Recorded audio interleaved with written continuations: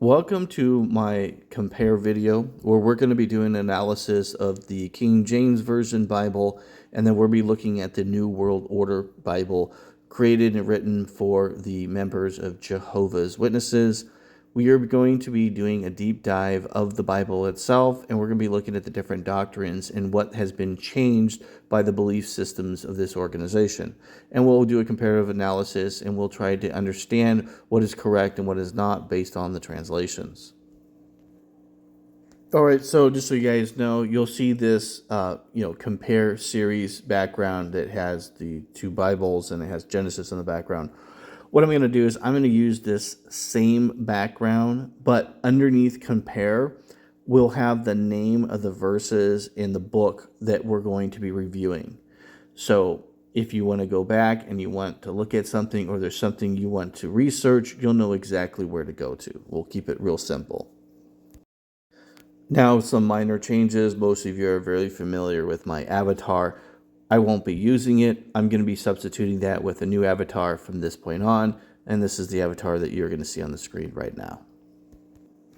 All right, and so how this is going to work is I'm going to use an automated voice to do the actual readings instead of myself.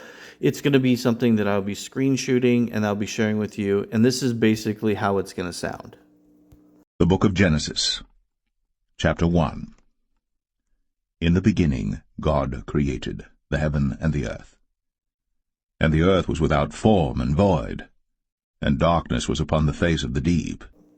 Okay, so approximately 4.5 million years of catastrophic impact with a Mars-sized object melted Earth's surface and formed the moon. This left the young planet as a magma ocean with no land or water.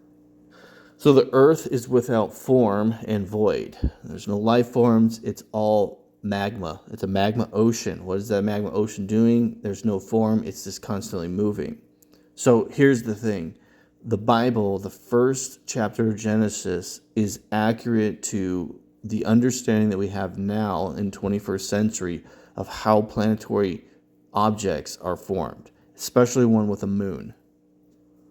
So certain factual information that we have that supports what we're talking about and what the subject matter is, I'm going to go ahead and share that with you. Now, just so you guys understand, obviously explaining how this process works is going to take a long period of time. And we're not doing that. This isn't a scientific video. It's not going to be science. When we have things like this, I will show you where I'm getting the information and how I'm going to give you that information, because obviously I want you to be able to look it up and understand where I'm going and understand the physics behind this and things of that nature. In the description, I will have links to videos of the subject matter. So for example, how the earth is created, how the process of the moon was created, how we know this. We'll click like a scientific video explaining that in the description so that we can have something to reference, because it's important to understand the actual context of what we're talking about. All right, and for those of you who are not super familiar with how this works, so if you click on the more, what will happen is it'll give you an ability to see what kind of things I put in the description. And so this is what it'll look like. And so what I would like to do is I will put the verses that we're going through and relevant definitions, like really important stuff that I think is things that you probably didn't know or should know, will be in there. And then things like an astrophysicist explaining what I just talked about will be in the description, because the idea behind this is these videos would take hours to put together, and that's just not an acceptable outcome. So in order for you to want to spend that time, for those of you who do want to get that extra knowledge, I will give you the resources that I used. And this is the same process I used in my old videos before they were taken down. I'm going to go back to that because it really seemed like that my videos did far better when I gave you guys the opportunity to research that information yourself so that you can come to a conclusion yourself. So a prime example of this is there is an astrophysicist named Dr. Hugh. So for an example, astrophysicist Dr. Hugh explained some of this process. And I watched one of his lectures actually traveling. And I have to track down the lecture because it's not one that I currently have that goes step by step explaining these processes. And I will make sure that I have that before I do the actual video. But I just want you to know who he is. Just give you understanding the first video, I'll use some of his materials. And here is an example. Created this universe. And that put me on a quest to go through the holy books of the religions of the world.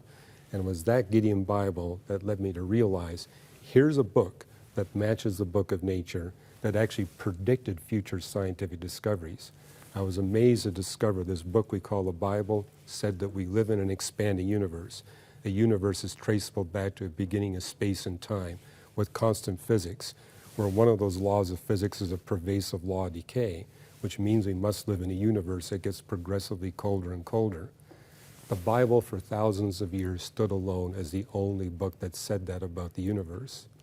And I said, okay, this can only be possible if this book is inspired by the one that created the universe. And it was at age 19 that I signed my name in the back of a Gideon Bible, giving my life to Christ. When I arrived at Caltech 8 years later, that's when I met Christians. They showed me how to find a good church, and actually showed me how to find good churches here in Canada. And people don't realize that. If you're not raised in the church, you may not know how to find a good church.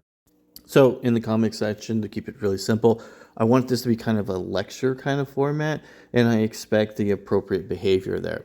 So if you have one of those people comes in there is trolling and is not asking real questions and is attacking people, threatening people like we've seen with the situation that I had recently, you will get banned. That's it. You're always welcome to watch the videos, but you won't be able to make comments. So remember, we want to keep this professional and we want to keep it respectful. What that doesn't mean is that you can, obviously you can not agree with me, and you can even tell me that you don't think that an idea is logical. You can even say an idea is dumb. I don't really care about that. I just don't want cussing, swearing, threatening people, accusing people of being this and that when they're not. Like, I don't want none of that stuff. I want it to be somewhat professional. And that's all I ask. Oh, and one last thing, because of the amount of time it takes to do the research, these videos are going to be very slow and they're not going to be a quickly rushed thing. I will have to take my time with them, understand that my time is limited, and the subject matter is very hard for me to go through because I'm brand new to this, just like you. So you have to forgive me for not being able to do this quickly.